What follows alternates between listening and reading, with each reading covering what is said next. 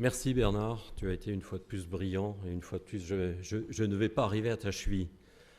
Merci de votre présence et de m'accueillir. Bonjour à tous. Il m'appartient donc d'introduire la deuxième table ronde. Comme quelqu'un le rappelait tout à l'heure, c'est Bernard je crois, ça fait une bonne vingtaine d'années qu'en tant que membre associé de la CCI et non pas élu, pas tout à fait la même chose, je ne suis pas légitimé par le suffrage universel, contrairement à mon président. Je m'occupe de choses qui tournent autour de l'information économique, avec une accélération particulière depuis une dizaine d'années, travaillant en cela avec l'équipe des permanents de la Chambre de commerce, Philippe Edel, Jean-Marc Kolb et d'autres, comme Catherine Ledig, où nous nous obstinons à permettre aux entreprises de faire immersion dans cette nouvelle économie. Alors, avant d'appeler mes intervenants, juste quelques mots, puisque j'y ai droit, introductifs, pour vous justifier peut-être mon intérêt personnel pour l'économie numérique, d'où m'est venu ce fantasme. Il y a au moins deux raisons. La troisième, c'est parce qu'il faut le faire. Mais il y en a deux qui sont un petit peu plus nobles. La première, c'est que j'ai exercé pendant une vingtaine d'années, dans une vie antérieure, des fonctions de conseiller en marketing. Et donc, j'ai été sensibilisé très tôt, je dirais, à ce domaine. Et aussi, depuis une vingtaine d'années, donc, je travaille dans un journal, un grand quotidien régional, les DNA. S'il y a un secteur où le traitement et la diffusion de l'information a pris en pleine figure tout ce qu'on peut résumer dans ces concepts d'économie numérique, à travers Internet notamment, c'est bien le journal, où sont bien les supports d'information, les médias, de manière générale. Alors que cette industrie n'avait pas bougé pratiquement pendant quelques décennies, pour ne pas dire quelques siècles, entre l'invention par Gutenberg et puis l'offset, qui était un premier progrès il y a une cinquantaine d'années, il y a eu une accélération absolument phénoménale, un véritable tsunami, si je puis dire, qui a déferlé sur les médias depuis quelques années, une quinzaine d'années, une dizaine d'années pour certains, qui n'est pas fini d'ailleurs. Et je dirais beaucoup de médias, la plupart des médias ne sont pas encore véritablement à l'aise avec la manière d'envisager leur avenir par rapport à cette révolution.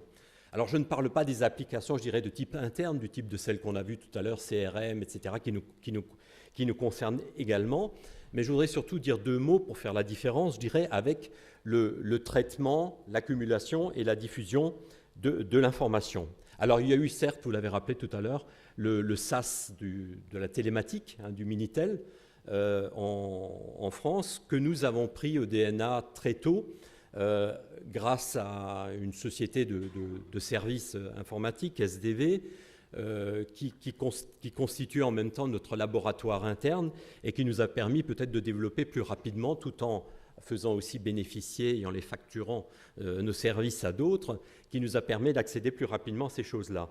Le phénomène a été un petit peu le même lorsque Internet est apparu, puisque très tôt, en 1995, c'était il y a 14 ans, hein, c'est ça, les DNA sont l'un des deux premiers journaux français à être totalement accessibles sur Internet. Alors c'était de l'Internet cro-magnonesque, tout à fait primaire, hein, puisqu'en fait, si vous voulez, sans véritablement comprendre, à l'interne, on nous prenait nous étions quelques-uns, on nous prenait à l'interne pour des fous, carrément. Hein.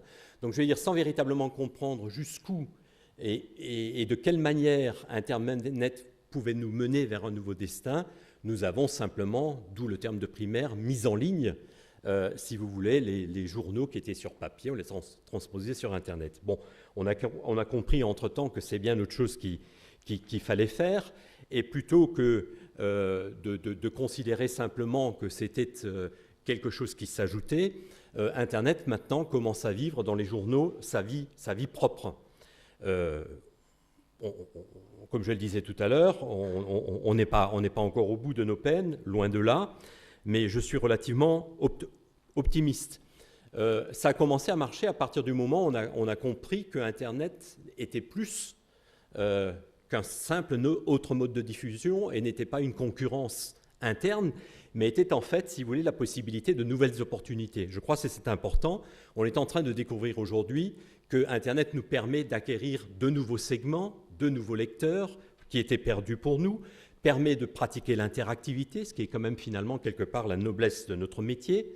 Et Internet a produit ce miracle absolument fabuleux, c'est qu'il nous a permis, 130 ans après la création de notre entreprise, de découvrir la véritable force de l'entreprise, qui est sa marque. Et ça, je crois que c'est quelque chose d'assez intéressant. Et comme disait un auteur célèbre pour les gens de marketing, Théodore Levitt, dans Marketing Myopia, Internet nous a fait découvrir aussi notre véritable métier. Nous avons pensé trop longtemps, il y a encore des gens qui le pensent dans nos métiers, que notre savoir-faire, notre raison d'être, c'était de produire un journal papier.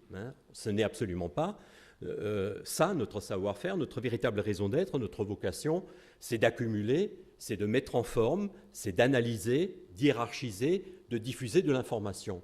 Et à partir du moment, si vous voulez, on accepte ça, on a pris conscience de cela, Internet devient un formidable révélateur et devient une nouvelle possibilité de développement. Alors aujourd'hui, et je m'en arrêterai là, aujourd'hui, Internet sévit véritablement au cœur de nos entreprises, au noyau, et je ne parle pas de la partie productive, etc., c'est déjà fait, mais je parle de la production d'informations. Pas plus tard qu'hier, nous avons démarré dans notre journal, si vous voulez, un chantier de construction d'un véritable centre d'information, de collecte, de mise en forme et de diffusion de l'information qui, à terme, doit partir dans des formes différentes et variables sur différents supports, sur différentes plateformes. Le grand miracle que Internet a créé chez nous, c'est celui-là. Et finalement, il nous permet de répondre aux véritables besoins de notre consommateur final, c'est-à-dire donner de l'information quand je le veux, là où je le veux, et de la manière que je choisis de l'avoir. Donc ça n'est plus simplement le papier, c'est toutes les autres formes que vous pouvez imaginer, mais je ne vais pas poursuivre davantage puisque je ne suis pas mandaté pour faire un exposé, mais simplement pour introduire. Je vais m'y attacher maintenant, et pour éviter une séance de torticolis, ce que je vous propose, c'est que les intervenants viennent au fur et à mesure, ce qui leur permettra d'avoir l'énorme bénéfice de constater les interventions de leurs collègues. Der erste Referent, notre premier intervenant, est un ami qui nous vient d'Outre-Rhin. Il s'agit, ils ont toujours des termes très compliqués en Allemagne, donc je vais essayer de ne pas trop me planter, professeur docteur ingénieur Sven Volker Rehm, qui nous vient de la Wirtschaftliche Hochschule für Unternehmensführung, Otto Beisheim School of Management. J'espère que je ne me suis pas trop planté, c'est bien ça? À vous, monsieur.